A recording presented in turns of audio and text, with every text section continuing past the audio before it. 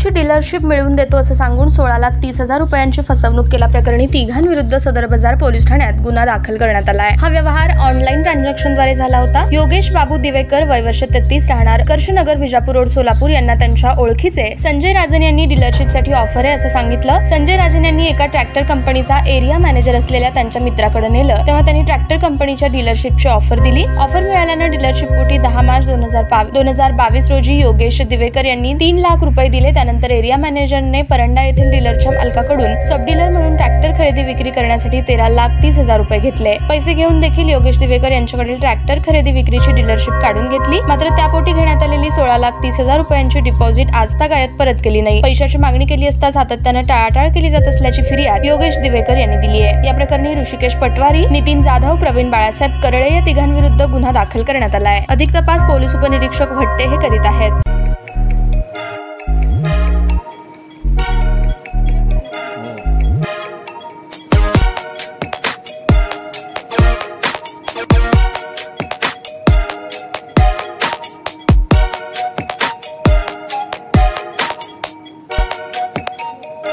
सोलापूर शहरातील सुप्रसिद्ध हॉस्पिटल म्हणजे सेंट्रल मल्टी स्पेशालिटी हॉस्पिटल मागील अनेक वर्षापासून सेवा बजावत आहे। 24 तास इमर्जन्सी सर्व्हिस, मॉडर्न टेक्नॉलॉजी, अनुभवी डॉक्टर्स तसेच अत्याधुनिक तंत्रज्ञान सुविधांनी सुसज्ज स्त्रीरोग प्रसूती विभाग, ऑर्थोपेडिक विभाग, मेडिकल विभाग आणि इतर एकमेव नाव म्हणजे सेंट्रल मल्टी स्पेशालिटी हॉस्पिटल। पत्ता गणेशपेठ शॉपिंग सेंटर, मंगळवार बाजार, सोलापूर। ताज्या बातम्या पाहण्यासाठी प्राईम महाराष्ट्र न्यूज चॅनलला सबस्क्राईब करा।